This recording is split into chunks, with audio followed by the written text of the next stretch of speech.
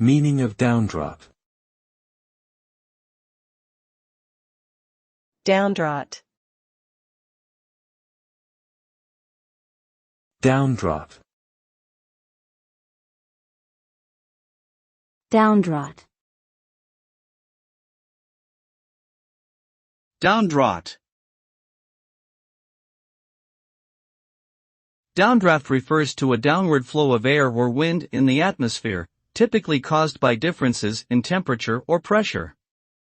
This phenomenon can have a significant impact on aviation and can create hazardous conditions for aircraft during takeoff, landing, or flight.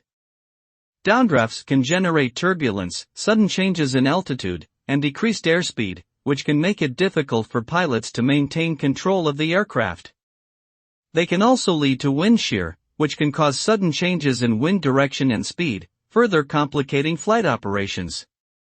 Overall, downdrafts are an important consideration for pilots and air traffic controllers alike.